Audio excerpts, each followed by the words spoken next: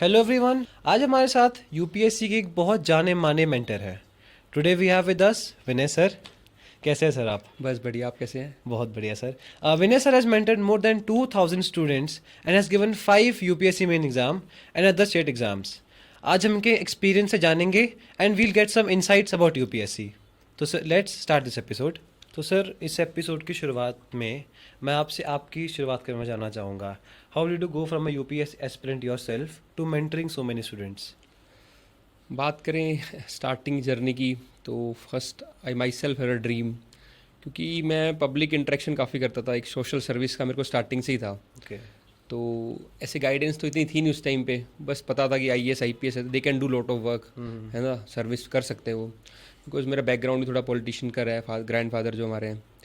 तो मेरे को लगा एक ऑप्शन वो है पॉलिटिशियन का, एक ये एडमिनिस्ट्रेशन का हाँ है। जी। तो I choose the other one for the administration. हाँ हाँ तो अगेन जब इंजीनियरिंग करने के बाद I pursue for the civil services. हाँ।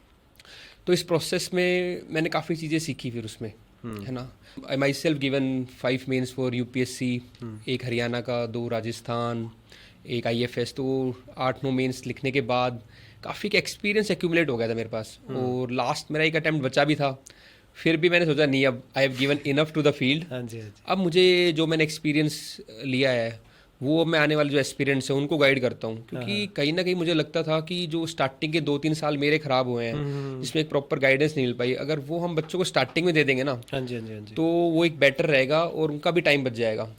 एक होता है ना, टाइम आने के बाद मेरे को लगा कि हर टाइम एम क्या था सोशल सर्विस का, and there can be different ways. Civil service में चलो जब उस टाइम फाइनल बात नहीं बन पाई, तो आई थॉट कि ये भी एक तरीका है। और नॉलेज इतनी हो जाती है उस टाइम पे आते आते कि आपको लगता है कि ठीक है, सब एस्पेक्ट्स आपको पता है। और मेरी खासियत, मुझे लगता था कि उस टाइम तैयारी करते वक्त भी कि मैंने लगातार मैं प्रीलिम्स निकालता था, हाँ जी। तो मुझे तरीका पता चल गया था कि यार इस तरीके से निकाल सकते हैं पेपर, और वो मैं बच्चों को बता दूंगा। ठीक है। तो वो तरीका जो है ना, वो मेरे को श्योर था मैं उसके बारे में। और अब मैं गाइड कर रहा हूँ और रिजल्ट आ भी रहे हाँ हैं, जी। तो मैं डबल श्योर हो गया हूँ कि भाई ये तरीका है, इसको फॉलो कर लो हाँ जी, हाँ तो जी। तुम पास हो जाओगे। हाँ हाँ हाँ। और फिर एक हमेशा देखो, कोई भी सिविल सर्विस हो, आईएएस हो, पॉलिटिशियन हो, अल्टीमेट एम का लाइफ क्या है? हैप्पीनेस है। Happiness, right. मतलब सोशल सर्विस एक वे है, हैप्पीनेस है। हैप्पीनेस। अब मुझे इससे खुशी मिलने जाती है हाँ कि जी, जब बच्चे सेलेक्ट होते हैं, उनको मैं देखता हूँ कि एक नॉर्मल सा बच्चा है और उसको मैं मेहनत करवा के सेलेक्ट करवा रहा हूँ, तो वो मुझे भी अच्छा लगता है। मतलब इट्स थ्रिलिंग। हाँ हर एक का अपना होता है। मुझे शुरू से ही रहता है कि डेली मुझे कुछ चैलेंज चाहिए लाइफ में, हाँ जी हाँ जी। और ये एक चैलेंजिंग फील्ड है जहाँ डेली आपको अपडेट करना पड़ता है। सही बात है। तो मैं इसको एंजॉय करता हूँ प्रोसेस को, इसलिए मैं गाइडिंग पे आ गया। आपकी जर्नी जो है सर बहुत इंस्पायरिंग है। जैसे आपने कहा कि आप इंजीनियरिंग करके फिर आपने यूपीएससी की तैयारी शुरू की, तो मेरा आपसे सवाल ये है कि जो बच्चे अभी यूपीएससी शुरू कर रहे हैं, उन्हें किस एज से स्टार्ट करना चाहिए? देखो, मैंने शायद गलती की थी कि इंजीनियरिंग करके फिर मैंने स्टार्ट किया। मैं वही कह रहा हूँ, स्टार्टिंग से मेरा आपको मैं क्या कह रहा हूँ कि I don't have that much guidance. खेल सारा गाइडेंस का है, चाहे आप बिजनेस कर लो, स्टॉक मार्केट कर लो, सिविल सर्विस कर लो, सही बात है सर। कुछ भी कर लो, क्रिकेट खेल लो, आप कुछ भी, गाइडेंस मेन खेल है। हम्म। अब 2-3 कैटेगरी के स्टूडेंट्स होते हैं। कुछ होते हैं, मान लो एक कैटेगरी में जिसके पेरेंट्स ऑलरेडी आईएएस आईपीएस है, आईआईटीएन से, उनको एक तरीका पता होता है, तो वो एक अलग कैटेगरी। थर्ड कैटेगरी होती है जो केवल मजे मजे के लिए लेते हैं, उनको बस देना अटेम्प्ट और खत्म करो। सेकंड कैटेगरी होता है जो हार्ड वर्किंग है, जो मेजोरिटी ऑफ स्टूडेंट्स हैं, ठीक है, तो वो पर उनको स्मार्ट वर्क नहीं पता, क्योंकि उनका गाइडेंस नहीं है। गाइडेंस नहीं है। तो गाइडेंस का मेन खेल है। और जहाँ तक बात है आपके क्वेश्चन की कि भाई किस टाइम से स्टार्ट करना चाहिए, तो जब हमारा टाइम था तो बस आईएएस बनना है, जब मन किया कर दिया स्टार्ट। लेकिन उस टाइम पे जो अधिकतर टाइम होता था वो होता था आपका किस टाइम पे, ग्रेजुएशन के बाद पे, या फिर एक्सपीरियंस 1-2 साल जॉब करके फिर करते थे। हाँ जी। लेकिन आप देखो अब चीज़ें कितनी इवॉल्व हो रही हैं। बचपन से बच्चा अलग, एक मोबाइल इतना फास्ट कर लेता है यूज़, बोलने का तरीका। तो अब जो मैं ट्रेंड देख रहा हूँ और जो सही भी है वो है कि बच्चा ग्रेजुएशन से कर रहा है स्टार्ट, मतलब आफ्टर 12th हाँ he is balancing is college with the exam preparation. हाँ जी हाँ जी। और देखो मैं क्यों सही कह रहा हूँ इसको, कि मैं देखो सिविल सर्विस में आप ये चीज़ सीख जाते हो, कोई भी आप सही गलत नहीं बोलते हो, आप उसके पीछे फैक्ट्स देते हो। फैक्ट्स।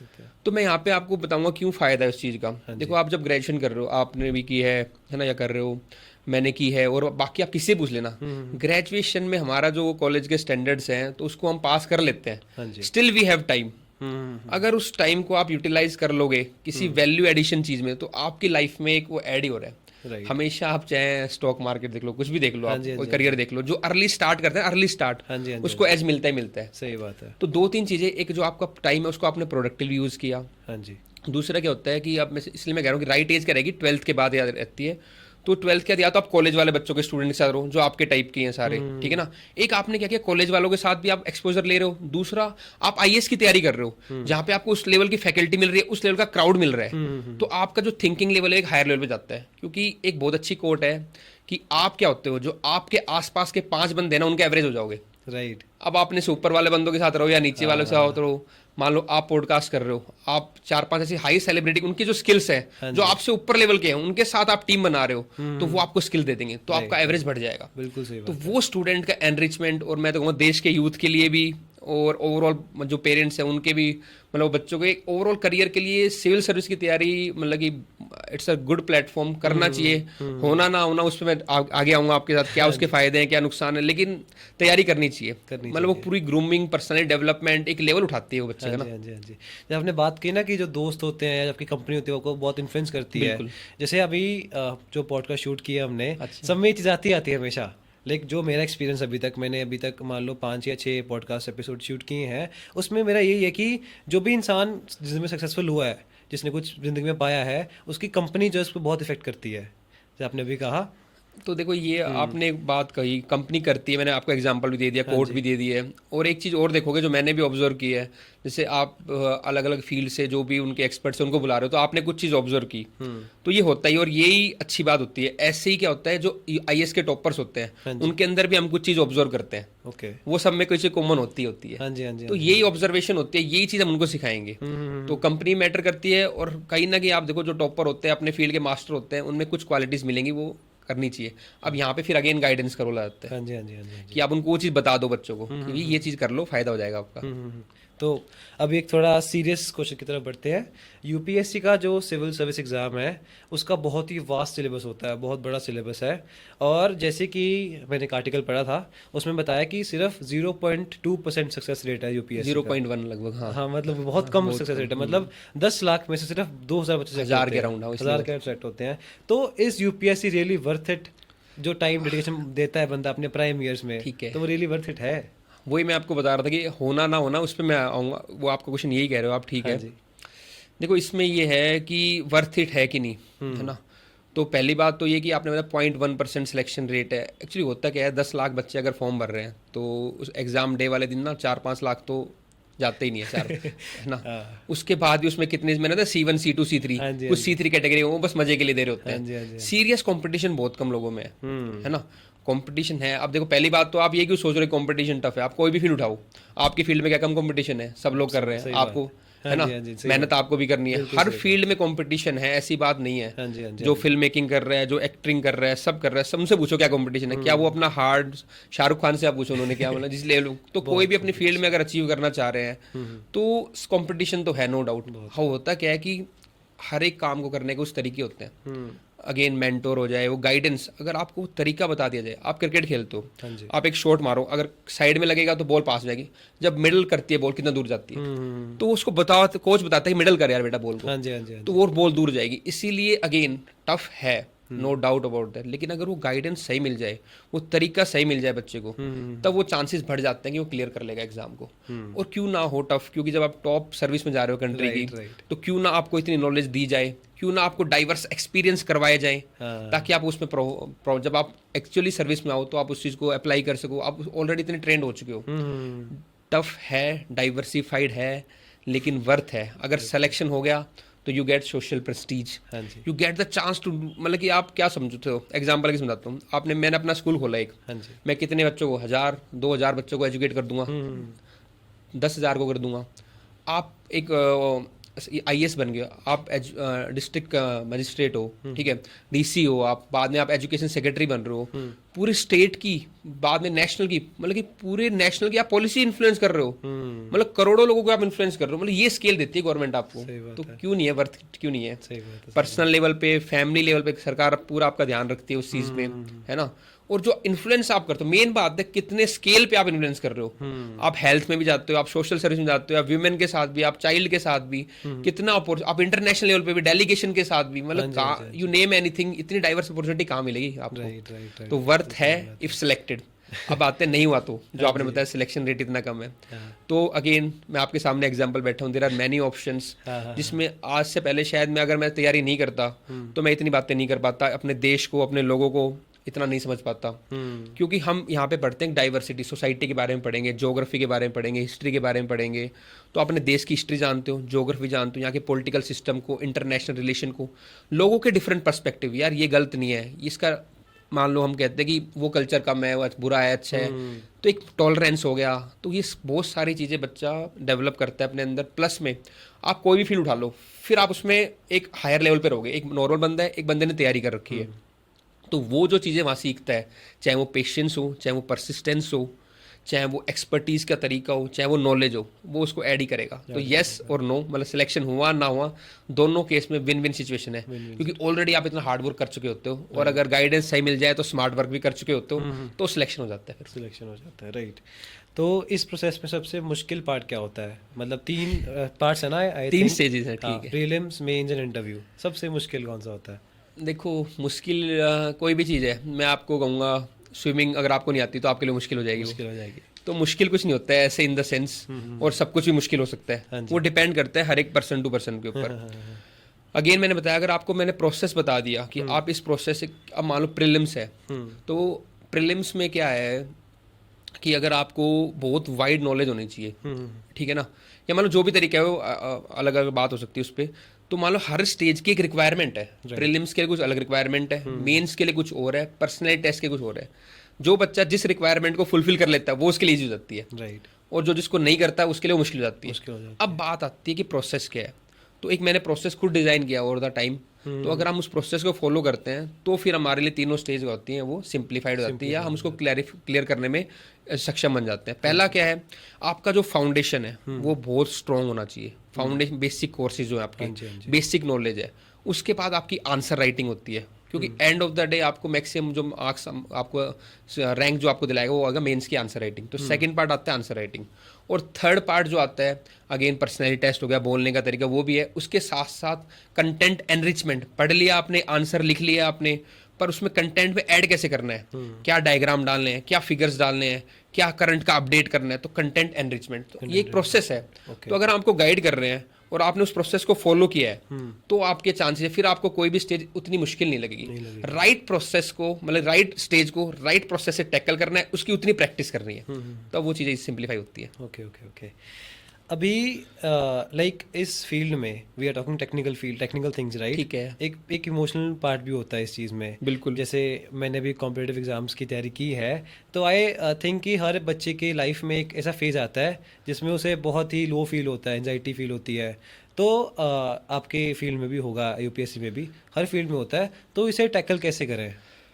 देखो मैंने अपने एक्सपीरियंस से बता रहा हूँ, जब मैं 5 मेंस लिखे मैंने, हर टाइम मैं उस एग्ज़ाम में वो फील करता था जो मैं पढ़ता था। ओके। तो ये प्रोसेस ही ऐसा है। हाँ जी। तो लोग कहते हैं आईक्यू का गेम है, मैं इसको कहता हूँ ये आईक्यू प्लस ईक्यू का गेम है। आईक्यू क्या होता है, इंटेलिजेंट क्वेश्चन, ईक्यू क्या होता है, इमोशनल क्वेश्चन। आपको इमोशनल भी स्ट्रांग होना पड़ेगा इंटेलिजेंट के साथ साथ। जब आप तैयारी करते हो, लंबा प्रोसेस है, इतना कंपटीशन है, लोग आपके साथ कॉम्पीट कर रहे हैं, घर का प्रेशर है, सोशल प्रेशर है, सेल्फ प्रेशर है परफॉर्म करने का, कई टॉपर्स भी आते हैं, बेस्ट से कम्पीट करोगे आप, तो अप्स एंड डाउन्स तो आएंगे, नो डाउट अबाउट, और नॉर्मल तैयारी में आते भी हैं, लाइफ में भी आते ही हैं। एक पर्सनैलिटी की होती है सारी बातें ना, एक बंदा होता है झेल जाता है, एक बंदा होता है ब्रेक डाउन जाता है। तो एक इननेट होता है, मतलब गॉड ब्लेस, भगवान की दया, घर वालों का शुक्र है, मेरा ये पार्ट ठीक था, मैं कभी ऐसे बोक डाउन होता नहीं था, मतलब कि ना कभी मेरा डाउन फेस भी आया तो मैं उसको शांति से झेल जाता था, और अब भी वही चल रहा है, मतलब आओ डाउन फेस आओ तो निकल जाओ उससे। लेकिन कई लोग नहीं निकल पाते हैं, तो उसके एक तरीके होते हैं कुछ। देखो पहली बात क्या होता है, आपके मेंटोर होना चाहिए आपके पास एक, जो आपको सही रास्ता दिखा पाए, बेटा उसको पता है कि अब ये डाउन आ रहा है इसका, तो उसमें उसको कैसे टैकल करके बाहर निकालना है। तो एक, अब बच्चे मेरे से करते भी हैं, मेरे को पता है इसका डाउन है वाला, इसमें कैसे इसको बाहर निकालना है, फिर ये कर जाएगा, ठीक है। तो एक तो मेंटोर का बड़ा इंपॉर्टेंट रोल है, अगर खुद से नहीं कर पाते हो, ठीक है। सेकंड जो चीज़ होती है, अपने गोल्स को आप ब्रेक करो। तैयारी के स्पेसिफिक बता रहा हूँ कि अगर आप तैयारी करो यूपीएससी की, तो बहुत बड़ा गोल मत सोचो, आज का सोचो, आज मेरा ये गोल है, इसलिए मैं बच्चों का क्या करता हूँ, पर्सनलाइज शेड्यूल बनाता हूँ, डेली शेड्यूल बनाता हूँ कि डेली आपको इतना करना है, यू विल बी कॉन्फिडेंट। तो तैयारी में ही मैं उसको ऐसे कर लेता हूँ ब्रेक, कि आपका डेली गोल बनेंगे, और मैं फोकस करता हूँ जो अधिकतर तैयारी कराता हूँ उस पर, कि आप चीज़ों को बच्चे को याद होए, हाँ जी, देखो आप तैयारी कर रहे हो, मैं तैयारी कर रहा हूँ, आप एक ऐसे स्टूडेंट हो जो पढ़ रहा है 16-16 घंटे पढ़ रहा है, पर उसको पता ही नहीं वो क्या पढ़ रहा है। हाँ तो 10 दिन बाद आपको लगेगा, आपके किसी दोस्त से बात हुई, आपने टेस्ट दिया, यार मैंने तो कुछ पढ़ा ही नहीं, फिर आप डाउन जाते हो। हाँ जी। अब मैं हूँ, मैंने आपको तैयारी करवाई एक दूसरे स्टूडेंट को, उसको मैंने कहा भाई तू इतना ही पढ़ ले लिमिटेड, मैं हूँ तेरे साथ, मैं हमेशा ही कहता हूँ मैं आपके साथ खड़ा हूँ, एक बच्चे को सपोर्ट मिलता है। फिर मैं उसको कह रहा हूँ कि भाई इतना पढ़ ले, और मैं तेरे को याद भी कराऊंगा वो। फिर आपने चाहे कोई टेस्ट दिया या आपने किसी से बात की, तो आपके पास 4 या 5 पॉइंट है बोलने के लिए उस चीज को, हाँ जी। तब आपको कॉन्फिडेंस आता है। Confidence हम लोग कब होते हैं, जब हम कॉन्फिडेंस में डाउन हो डाउन हो जाते जाते हैं। हैं। तो मेरी कोशिश ये रहती है अपनी क्लासेस के थ्रू बच्चों से इंटरेक्शन को मैं लो ना जाने दूं, हाँ जी, हाँ जी, हाँ जी। भगवान की दवाई के अगेंस्ट की। मैं अंदर से इतना मेरे को हमेशा ही लगता है हाँ, हाँ, हाँ। कि ठीक है, लो भी आएगा, मतलब पार्ट में समझ गया उस बात को ना, हाँ तो जी, मेरे को हाँ कभी जी, वो चीज डाउन नहीं। कई बच्चे होते हैं तो मैं उनको फिर उठाने की कोशिश करता हम्म, हूँ, और अब उनको मैंने टारगेट छोटे छोटे दे दिए, चीजें याद करा दी। मैं हमेशा ये बिलीव करता हूँ कि मेरे से पढ़े, किसी से पढ़े, लेकिन बच्चों को एम्पावर कर दो उनकी लाइफ स्किल्स में। तो ये इमोशनल इंटेलिजेंस और लाइफ स्किल का पार्ट है। Right, अब जब आईएएस बन भी जाओगे फाइनल, तो वहाँ पे आपके इंटेलिजेंस के अलावा आपका इमोशनल, एक बंदा आया गरीब आया, आप उसको कैसे ट्रीट कर रहे हो, एक ऑफिसर आया, एक मिनिस्टर आया, उसको कैसे ट्रीट कर रहे हो, एकदम से मोब आ गई, अब स्टैम्पीड हो गया, कैसे, इमोशनल बहुत ज्यादा इंपॉर्टेंट है। Right, right. और ये तैयारी आपको वो चीज़ सिखाती है, चीज़ सिखाती है। और हम भी इस प्रोसेस में ध्यान रख रहे हैं बच्चे वो चीज़ सीखें, डेवलप करें इमोशनल, क्योंकि आपको पता चल जाएगा ये चीज़ डाउन होने वाली है। मतलब होता क्या है, अगर आपको पता है प्रॉब्लम आने वाली है और किसी ने बता दिया, तो आप उसको टैकल कर लेते हो। बच्चों को क्या होता है, मिस गाइडेंस होती है और अवेयरनेस ही नहीं होती है। राइट। अवेयरनेस नहीं होती तब वो डाउन जाता है। एक माइंडसेट भी बहुत इंपॉर्टेंट रोल रखता है इस चीज़ में। माइंडसेट सही होना चाहिए। जैसे अगर हम थोड़ी टेक्निकल बात फिर से करें कि जो फिल्म मेकर्स होते हैं, एक फॉर एग्जांपल कि जो फिल्म मेकर्स होते हैं उनमें थोड़ी विजुअल ओरिएंटेशन होती है कि वो चीज़ों को इमेजिन करते हैं लाइक जैसे जेई वाले हैं, they have logical orientation, physics करते हैं तो लॉजिक ढूंढते हैं हर चीज़ में। तो यूपीएससी के लिए कौन सी ओरिएंटेशन चाहिए? यूपीएससी के लिए तीनों स्टेज की अलग है, वो भी मैं आपको बताता हूँ, लेकिन एक वर्ड में अगर आप बात कहोगे तो मैं सबसे इंपॉर्टेंट जो ओरिएंटेशन मानता हूँ वो होती है कॉम्प्रिहेंशन की। कॉम्प्रिहेंशन से मेरा मतलब क्या है कि मैंने आपको कोई चीज़ बताई, आप उसको समझ लो सिंपल तरीके से और आप उसको लिख दो। ओके। क्योंकि यहाँ पे मेन आंसर राइटिंग का, तो जिसको बोलते हैं कॉम्प्रिहेंशन या कॉम्प्रिहेंड करना। हाँ जी। अब हम हमसे बात कर रहे हैं, अगर आप इस टॉक को 1-2 पेज में लिख पाओगे कि सबने क्या बताया, आपने समझा, उसको लिख दिया, ये स्किल जिस बच्चे के पास है ना, तो वो उसके लिए सबसे इंपॉर्टेंट है। ये मैं बोलता था बात 2 साल पहले, लेकिन अब मेरे जो सिलेक्शन हो गए इतने बच्चों के ना, हाँ जी। अब मैं बोलता हूँ बच्चों को, आपको कोई स्किल रिक्वायर्ड नहीं है। ओके। अगर आप में एक स्किल रिक्वायर्ड है कि आप ट्रस्ट कर सकते हो प्रोसेस पे जो मैं आपको बता रहा हूँ, और डिसिप्लिन तरीके से उसको फॉलो कर लोगे, तो पेपर पास करा दूंगा मैं। कंसिस्टेंसी भी बहुत इंपॉर्टेंट। कंसिस्टेंसी भी इंपॉर्टेंट है। मैं वही कहा डिसिप्लिन तरीके से, क्योंकि अब मैंने वो प्रोसेस डिजाइन कर रखा है कि भाई ये कंटेंट है, ये तरीका है, ये आंसर राइटिंग है। तो अब मेरे को ये लगता है कि स्किल वो वाली रिक्वायर्ड है। कॉम्प्रिहेंड तो हम करना सिखाई देंगे, उसको बता ही देंगे, वो डिसिप्लिन तरीके से उस प्रोसेस को फॉलो कर ले जो हमने डिजाइन कर रखा है, और उस पर ट्रस्ट करे, काम करे, तो चांसेस बहुत बढ़ जाएंगे वो एग्जाम क्लियर करेगा। दूसरी बात आती है, अलग अलग स्किल सेट की बात करें तो जो प्रीलिम्स है उसमें आपको बहुत वाइड पढ़ना पड़ता है। आप अपनी कवरेज वाइड रखो, ये भी पढ़ो, वो भी पढ़ो, थोड़ा वाइड पढ़ो, पढ़ाई करो कि आपको पता चले, अच्छा मैंने आज आपसे कोई डिस्कस किया, इनसे डिस्कस किया, उससे किया, तो कहीं ना कहीं एग्जाम में चीज़ आपको याद आती है। तो कनेक्टिंग द डॉट्स बोलते हैं उसको, कभी भी आपको चीज़ याद आई, आपका आंसर ठीक हो गया। तो प्रीलिम्स के लिए आपको वाइड रीडिंग होनी चाहिए, अलग अलग न्यूज़पेपर, मतलब कि वो मैं बता दूंगा, अलग अलग हमारे सोर्सेज हैं, है ना, उसको मैंने सेटल डाउन कर रखा है, पर रीडिंग थोड़ी वाइड रखनी है। ठीक है। मेंस के लिए जो स्किल सेट रिक्वायर्ड है, जो मैंने बताया लिखने वाला, आपकी आंसर राइटिंग अच्छी होनी चाहिए, आपको लिखना आना चाहिए, आपको प्रेजेंटेशन आनी चाहिए। तो मेंस के लिए इंपॉर्टेंट पॉइंट है आपकी आंसर राइटिंग, और अब जो हो गया वो कंटेंट एनहेंसमेंट या एनरिचमेंट। अब अपडेट हो करंट अफेयर से, ये नहीं पुराना ही चलता आ रहा है, ठीक है, तरीका आपको लिखना आ रहा हो।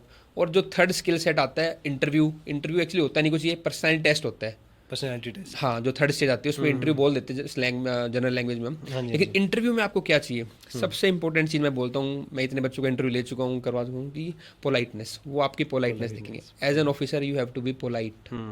तो सबसे इंपॉर्टेंट क्वालिटी रहती है पोलाइटनेस। उसके पास वो देखते हैं प्रिसाइजनेस, कि आप बोले तो नहीं जा रहे हो, बोले तो नहीं जा रहे हो, प्रिसाइज थोड़ा बोलो। अब बहुत सीनियर ऑफिसर होते हैं वो कम ही बोलते हैं। पोलाइटनेस, प्रिसाइजनेस, और थर्ड होती है प्रायोरिटी वाइज। मेरे पास 10 पॉइंट है, सबसे इंपॉर्टेंट पॉइंट को पहले बोलो आप। राइट। तो प्रायोरिटी, ये 3 क्वालिटी होती है पर्सनल टेस्ट के लिए।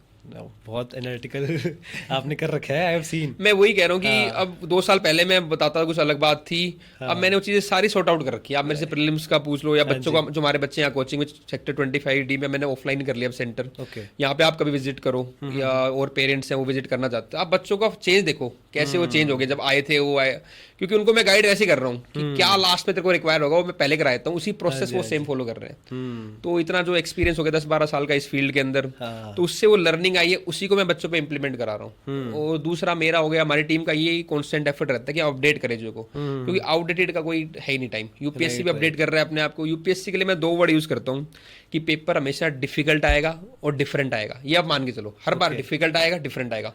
आपको पेपर सेटर बनना है। मतलब मैं पेपर सेटर उसको नहीं मानता, मैं स्टूडेंट को पेपर सेटर बनाऊं कि आपको क्वेश्चन कैसा भी आप उसको सेट करके आओगे। ये मैं तरीका सिखाता हूँ। मतलब एटीट्यूड का ही तो खेल है। आप इतने आप हंस रहे हो, आप लाइट हो गए, मैं स्टूडेंट को ऐसे लाइट कर देता हूँ कि आप पेपर को देख के लाइट फील करो। एटीट्यूड आपका चेंज है। देखो 2 तरीके होते हैं, एक तो एप्टीट्यूड, वो पढ़ क्या रहे हो, एक है एटीट्यूड कि आपने पेपर को देख के क्या फील आ रहा है। उसको पता है मैं तो सेटर हूँ पेपर, तो खुश रहता है बच्चा, स्माइल आती है, मेरे को सेट करके आना है क्वेश्चन, मेरे को पेपर पूरा करके आना है। एटीट्यूड लाइफ में बहुत मैटर करता है, तो इस पे काम करता है। वैसे ही जो आपने कोचिंग की बात की कि मतलब जो भी कहते हैं मेंटरशिप की बात की, हाँ जी। तो मेरा अगला सवाल इसी के रिलेटेड है थोड़ा सा कि जो एक कोचिंग सेंटर है वो आइडली बच्चे पे कैसे काम करे ताकि उसकी फुल पोटेंशियल आ सके, क्योंकि हर बच्चे, एवरीवन इज यूनिक राइट, बिल्कुल सब कोई यूनिक होता है, तो फुल पोटेंशियल कैसे आ सकती है बच्चे। ये आपने अच्छा कहा, बिल्कुल। अब देखो इस आप जो बोल रहे हो मैंने उसके सवाल के आंसर रेडी है, मतलब मैं उस तरीके से काम कर रहा हूँ। और ये भी मैं अपनी टेक्निक से बताऊंगा आपको कि जो आप मेरा शेड्यूल आपने विजिट करना उसमें दिखाऊंगा। जो मेरा शेड्यूल रहता है ना उसके ऊपर लिखा होता है पर्सनलाइज शेड्यूल। पर्सनलाइज का मतलब ही हो गया हर एक इंडिविजुअल के हिसाब से। तो ये बात मुझे ही पता है कि हर इंडिविजुअल डिफरेंट है, उसी के हिसाब से मेरे को काम करना है। हाँ जी। किसी की क्या स्ट्रेंथ होती है, किसी की क्या वीकनेस होती है, तो मैं जनरल नहीं बनाता किसी का शेड्यूल।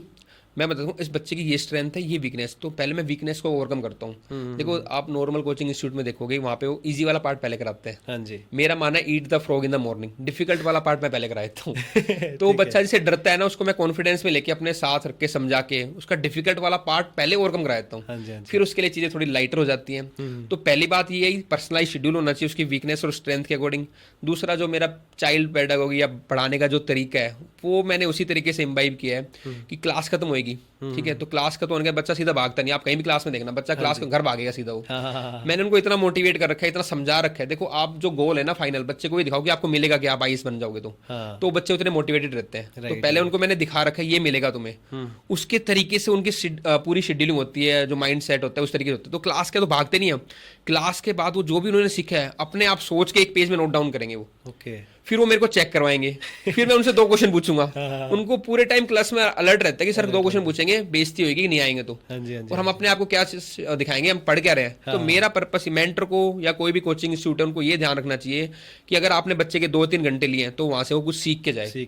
और इस एज में जब बच्चा तैयारी करता है, जब मैं 12th प्लस के बाद की बात कर रहा हूँ या इवन ग्रेजुएट में भी इतना वो सेंस नहीं हो पाती। देखो ह्यूमन नेचर है, अगर आप उसको अकाउंटेबल करोगे, आप उसको प्रेशराइज करोगे थोड़ा, तो ज्यादा परफॉर्म कर लेगा। आज मेरे पास 2 टास्क है, आज मैंने पॉडकास्ट के लिए टाइम निकाला, मैं 2-3 और काम, तो मैं जितना अपने ऊपर काम लूंगा उस काम को मैनेज कर लूंगा। एक मैं लाइट हो जाऊँ, नहीं यार आपको मना कर देंगे, टाइम नहीं है मेरे पास, मैं नहीं कर सकता। तो स्टूडेंट्स को मुझे ये ट्रैक करना पड़ता है। तो आपके लिए कोई गाइडेंस के लिए ट्रैक होना चाहिए जो आपको मेंटर गाइड कर रहा है, प्लस आपको सही तरीके से गाइड करके और बच्चों को याद कराओ यार चीज़ों को। इस पर मतलब बहुत फोकस करना चाहिए कि आप सीख के जाओ कुछ आए हो तो क्लास में। तो ये चीज़ करें तो उससे फिर कोचिंग इंस्टीट्यूट का भी और बच्चे का भी एक उसको लगता है कि मैंने सीखा है लाइफ में कुछ। बाकी इसी जर्नी के रिलेटेड मैंने एक कोट पढ़ा था कि adversity introduces a man to himself, कि जब बुरा वक्त आता है या कुछ खराब वक्त आता है, मुश्किल वक्त आता है, वो इंसान को अपने आप से मिला देता है, उसकी पर्सनालिटी डेवलप कर देता है, उसे दुनिया देखने का नया नजरिया दे देता है। तो इस जर्नी से जो एक आईएएस ऑफिसर बनता है, एक मतलब एक क्या कहते हैं रिफाइंड स्टूडेंट बनता है, उसके पर्सनालिटी में क्या इफेक्ट होता है ये सारा जर्नी जो है। देखो जर्नी का भी पहले आपने कुछ और पूछा क्वेश्चन, उसका बताता हूँ आंसर। एडवर्सिटी वाला, इसकी अलग एक लाइन अगर आप कहोगे तो every problem is an opportunity. ये मैं तो देख ही रहा हूँ अपनी लाइफ में ना। जब भी आप मेरे को प्रॉब्लम आई है तो उस टाइम अगेन बताया कि ये मेरा एटीट्यूड बना हुआ है। प्रॉब्लम आती है मैं बैकग्राउंड कम ही होता हूँ बहुत, मैं उसको ले लेता हूँ, झेलता हूँ, उसको करता हूँ और मेरे को हमेशा उससे हम बेटर इवॉल्व होकर आता हूँ, है ना। और ये अच्छी बात है। और प्रॉब्लम से ये चीज़ सीखी है मैंने कि एडवर्सिटी जब भी आए एक तो उसमें कुछ ना कुछ आप बेटर इवॉल्व होते हो। तो आप पहले जो लेवल थे उससे लेवल आपका ऊपर उठ जाता है। अब उस लेवल की प्रॉब्लम आएगी तो आपको इफेक्ट नहीं पड़ेगा, तो एक तो लेवल ऊपर आपको उठ गया। तो भगवान जिनको प्रॉब्लम देते हैं I think they are more stronger to bear that, और वो एक बेटर ह्यूमन बीइंग बन के आते हैं। दूसरा प्रॉब्लम या बुरे टाइम की अच्छी बात ही होती है वो निकल जाता है। थोड़े टाइम आप जेल जाओगे तो निकल जाएगा वो रुकता नहीं है, थोड़े टाइम में निकल, बस जेल जाओ उस टाइम को, अपने शांति रखो, कैरेक्टर मेंटेन रखो अपना, उस टाइम पे शांत रहो अपना, वो निकल जाएगा। तीसरा ही होता है बुरे टाइम का कि एडवर्सिटी का, वो तुम्हें अपनों की पहचान करा देता है कि ये तुम्हारे साथ हैं, क्लोज हैं। तो ये 2-3 फायदे होते हैं देखो बुरे टाइम हाँ जी, हाँ जी, के। हाँ ठीक जी, है, अब बात करते हैं कि आपने क्या क्वेश्चन बताया सेकंड वाला, कि सिविल सर्विस में क्या चीज़ सिखाते हैं या कैसे हाँ। उनकी पर्सनैलिटी होती। तो अब ये देखो जो बुरा टाइम है या लंबा जो ये तो तैयारी होती है ना, ये हाँ एक जी। लंबा गेम है। तो वनडे एग्जाम नहीं है, है ना, लंबा गेम चलने वाला हाँ जी, हाँ है। जी। तो तुम सीखते हो परसिस्टेंस। ठीक है, Persistence, right. कुछ तो मेरा पहले से था कि मैं कॉलेज में क्रिकेट टीम का कैप्टन रहा हूँ, मुझे पता रहता है इंडिविजुअल एक लीडरशिप का था, हाँ जी। इंडिविजुअल की रिस्पॉन्सिबिलिटी, प्रेशर झेलना आता था, वो सारी चीज़ें। दूसरा फिर जब मैंने तैयारी की तो मैं और सीख गया यहाँ पे कितना स्ट्रगल जब आता है लाइफ में, हाँ जी, हाँ तो तुम एक परसिस्टेंस सीखते हो।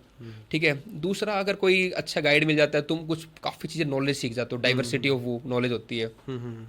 मेन बात तो क्या है कि ह्यूमन स्किल्स है ना, ह्यूमन को रिस्पेक्ट करना Respect है ना, और एक आपकी वैसे भी स्किल डेवलप होती है, ऑरेटरी स्किल डेवलप होती है। आप लाइफ में हमेशा अच्छा परफॉर्म करोगे, राइट, राइट। आप दूसरों को बेटर गाइड कर पाओगे। और कई फैक्टर मतलब एन नंबर ऑफ मैं बता सकता हूँ आपको कि जो क्वालिटी आप सीखते हो, आप जज नहीं करते हो लोगों को उनके एक्शन पे। नहीं नॉर्मल तो लोग तो देखो क्या होता है, ये मैं इतनी बातें क्यों कर पा रहा हूँ आपको, तैयारी के जैसे इसी के कर, आप किसी टॉपिक की बात करा लो मेरे को, मैं उससे बोल दूंगा क्योंकि मैंने इतना पढ़ रखा है उस चीज को लेकर। Right, right, right. तो एक कोट होती है कि नॉर्मल जो एवरेज पीपल होता है दे टॉक अबाउट पीपल, मतलब एक बंदा होगा नॉर्मल, वो किसके बारे में बात करेगा, लोगों के बारे में, ये ऐसा है ये खराब है। उससे ऊपर लेवल का बंदा होगा वो इवेंट्स की बात करेगा, अंबानी के बेटे की शादी ऐसी होगी, वो इवेंट्स पे है। और जो और ग्रेट पीपल होते हैं they talk about ideas. Ideas, right. तो ये सब चीजें कैसे सीख रहे हो आप किस लेवल पे हो, आपका लेवल कैसे उठा है, आपको और लाइफ में क्या देखना है, और ब्रॉड कितना देखना है, ये सब तैयारी सिखाती है आपको। इंटेलेक्चुअली स्ट्रॉन्ग कर देते हैं intellectually strong, emotionally strong, emotionally strong. है ना। और मेरा थोड़ा फिजिकल भी रहा है तो मैं शुरू से अखाड़ा करता था, इसलिए इंस्टीट्यूट का नाम यूपीएससी अखाड़ा किया। मैं पूछने वाला सवाल आपसे ये कि खड़ा क्यों? अखाड़ा भी बताता हूँ रीजन। तो मैं फिजिकल भी स्ट्रॉन्ग, मतलब इस चीज में अगर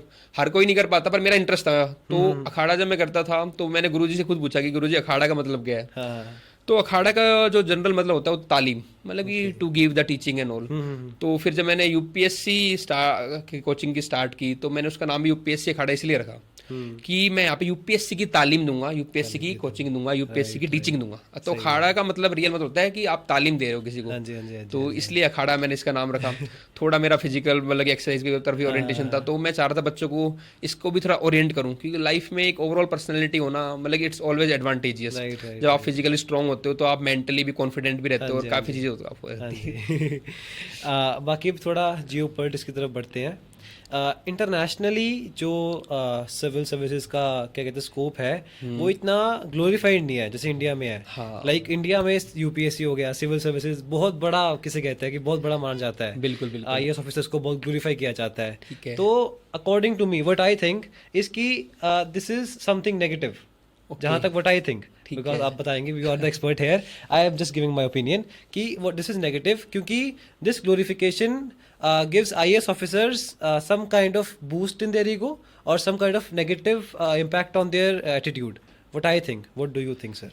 देखो सबसे अच्छी बात तो इंडिया की या डेमोक्रेसी की, we have respect for all views, so with due all respect to your views. अब आपको देखो मुझे लगेगा मेरी नॉलेज के हिसाब से, आपको लगेगा आपकी नॉलेज के हिसाब से, मेरे से जो बेटर या एक्सपर्ट होंगे वो बताएंगे अपनी नॉलेज के हिसाब से। तो सबका अपना वे। बाकी देखो जो ग्लोरिफिकेशन है, हम सबको ये चीज़ हम अगेन तैयारी से सीखते हैं कि सबको एक जैसा नहीं कह सकते। देयर आर सम ऑफिसर्स है ना जो अपने आप को ईगो पे लेते हैं, कुछ नहीं लेते, लगातार काम भी करते हैं। There are many examples. तो वन साइज फिट ऑल मतलब वो अप्रोच तो है ही नहीं। तो सब अलग अलग, कुछ ऑफिसर होते हैं ठीक है वो हर फील्ड में होते हैं। और बात करते हैं अगर ग्लोरिफिकेशन की इंडिया की या बाहर कंट्रीज की, तो यहाँ पे भी वही बात आती है डाइवर्सिटी। देखो उनका वो कल्चर है, उनका वो नेचर है, तो वो नहीं करते ग्लोरीफाई। हम अभी जिस स्टेज पे हैं वहाँ पे हमें अच्छी लगती है तो हम कर लेते हैं उस ग्लोरीफाई को। एंड ऑफ द डे क्या है कि जो आपको जो काम दिया गया है आपने वो ईमानदारी से किया है नहीं किया, वो इंपॉर्टेंट बात है। कुछ सिविल सर्विसेज की जो वैल्यूज हैं वो आपने रिस्पेक्ट की है नहीं की है। एक वन ऑफ द वैल्यूज है जो आप बता रहे हो कि एनोनिमिटी होती है। तो मतलब कि ब्यूरोक्रेट्स का काम ही होता है वो बैकग्राउंड में काम करेंगे, फ्रंट में तो पॉलिटिशियन दिखता है। हाँ जी, हाँ जी। तो कई एक्सेप्शन या कुछ हो जाते हैं, जैसे अभी रिसेंटली कुछ केस हुए हैं है ना, तो आई दैट इज नेगेटिव। ठीक है, लेकिन ग्लोरीफाई क्योंकि इनका काम हम एज ए ह्यूमन भी हमारा ये होना चाहिए। हम कहते हैं गीता भी आपने रखी हुई है कि हमें कर्म पे ध्यान देना चाहिए, फल की इच्छा नहीं करनी चाहिए, है ना। तो ठीक है, अब वो कोई ग्लोरीफाई कर रहा है और उसकी रिस्पेक्ट हो रही है अगर अच्छे काम की, तो उस सेंस में बुरा नहीं है ना। जबरदस्ती की दिखाने के लिए काम करना है, that is something that negative. Is negative. तो वो रिलेटिव हो जाता है, केस बाय केस में कहूँगा, वेरी करेगा वो हाँ जी, हाँ जी, चीज़ें, हाँ है ना। जी, हाँ जी। बाकी थोड़ा बूस्ट मिलना भी चाहिए सिविल सर्वेंट्स को, दे डू हाँ। Lot of work. आपको पता शायद नहीं भी होगा, लेकिन बड़े बड़े साइक्लोन्स आते हैं तो वो लगभग 3-3, 4-4 दिन जो डीसी होते हैं, एडमिनिस्ट्रेशन होता है, आप सोचो वो लगातार बिना सोए भी काम करते हैं। पुलिस आप देखो, हम क्यों सेफ हैं, हम क्यों बात कर पा रहे हैं, क्यों लॉ एंड ऑर्डर मेंटेन है, पुलिस हमारे लगी हुई है सब चीज़ के लिए, राइट, आईपीएस राइट, हैं। Right, right. तो दे नीड सर्टेन बूस्ट हाँ। ऑफ ग्लोरिफिकेशन ये ऑल्सो। चीज मैंने भी सुनी थी, है ना। जैसे मैंने सुना था कि जो इंजीनियर्स हैं हाँ। दे वर्क 9 to 5, डॉक्टर्स हैं दे वर्क देयर शिफ्ट्स, 12 घंटे काम करते हैं, बट जो आईएएस होता है they have to work 24 hours. Sir my last question to you is that कि आपके पर्सपेक्टिव में anything what would you like to change, add और delete in UPSC examining system? देखो बाय एंड लार्ज यूपीएससी जो exam system है ना, काफ़ी time से इवॉल्व हुआ है, मतलब given the wonderful civil servants of the country. हाँ, लेकिन कुछ चीज़ें होती हैं, है ना। I am nobody to guide या जज कि आप बताना कि ये चेंज होना चाहिए, हटना चाहिए, बट ठीक है, मेरे पर्सपेक्टिव से थोड़ा मुझे कुछ लगता है जहाँ पे थोड़ा रिफॉर्म की ज़रूरत है। काफ़ी कमेटीज़ ने भी रिकमेंड किया उस चीज़ को। एक थोड़ा आता है ऑप्शन को लेके कि हम 4-5 पेपर, मान लो 4 जीएस के पेपर है, एक एसए का पेपर है, वो सब बराबर सब बच्चे वही देते हैं। लेकिन जो 2 पेपर डिफरेंट ऑप्शनल के होते हैं, कोई केमिस्ट्री से दे रहा है, कोई मैथ से दे रहा है, कोई ज्योग्राफी से, तो वहाँ पे हालांकि यूपीएससी मॉडरेशन स्केलिंग दोनों चीज़ करती है, लेकिन फिर भी कहीं ना कहीं देखा गया कई बार कुछ ऑप्शनल्स में मार्क्स ज़्यादा आते हैं, कुछ ऑप्शनल में मार्क्स कम आ जाते हैं, तो वहाँ पे थोड़ा एक वेरिएशन आता है। वहाँ बच्चों को लगता है यार इस साल मेरा ऑप्शनल चला नहीं, मेरा ऑप्शनल मार्क्स नहीं है, मेरे जीएस में मार्क्स ठीक थे। अगर कहीं ना कहीं इस ऑप्शन वाले पार्ट की पे रिफॉर्म की अगर बात की जाए, वहाँ पे अगर कुछ रिफॉर्म हो जाए ना, तो एक बच्चे को और सेंस ऑफ वो लगता है कि मैंने एफर्ट किया, अब सब जगह बराबर थे सब लोग, अब हुआ ना हुआ दैट इज डिफरेंट थिंग। अधिकतर बच्चे इसी बात को कोसते रह जाते हैं कि उस साल मेरा ऑप्शनल में नंबर कम आया, या ऑप्शनल में किसी मैथ से अच्छा परफॉर्म कर दिया, किसी टाइम एंथ्रो ने कर दिया, किसी टाइम ज्योग्राफी फिलोसफी पबेड ने किया ही नहीं, बच्चे सिलेक्शन ही कम हो रहे हैं। तो ऑप्शनल को लेकर मेरे को लगता है एक रिफॉर्म एरिया है जहाँ पे यूपीएससी देख सकती है। सेकंड, जो रिसेंटली अभी जो केसेस हुए हैं रिजर्वेशन का, या हाँ जी, चाहे हाँ जी, फिजिकली हाँ जी। डिसेबल का हो, पीडब्ल्यूडी का हो, या फिर बाकी और जो रिजर्वेशन है उनमें, और उनको रैशनलाइज किया जा सकता है कि जो मोस्ट डिजर्विंग है उस प्रोसेस में और Right, थोड़ा right, right. कह सकते हैं कि और चीज़ें हम ला सकते हैं, ट्रांसपेरेंसी या फिर और पैरामीटर्स यूज़ करके, कि जो मोस्ट डिजर्विंग है उनको रिजर्वेशन दी जाए। तो ये 2 रिफॉर्म जो मुझे लगता है एरिया, बाकी ऑर्गेनाइजेशन मतलब they are working very hard and smart also. मैं कह रहा हूँ हर पाई, मतलब ये ब्यूटी है यूपीएससी की कि गरीब तबके का बंदा भी सिलेक्ट होता है, एक ऑफिसर का भी, मतलब डाइवर्सिटी ऑफ वो एस्पिरेंट्स को चूज कर पाते हैं। हर साल अगर कोई बच्चा पेपर दे रहा है, तो ये नहीं कि पिछली बार मेहनत कर ली तो अगले साल हो ही जाएगा, हर साल उसके लिए नया पेपर है। मतलब यूपीएससी मेक श्योर कि हर साल एक डाइवर्स पेपर आए, डिफरेंट पेपर आए, डिफिकल्ट पेपर आए। तो again hats off the institution पहले तो, है ना, लेकिन फिर भी जो रिफॉर्म्स कुछ एरिया हैं उन पे कर सकते हैं। Okay, so on this note, let's end this episode.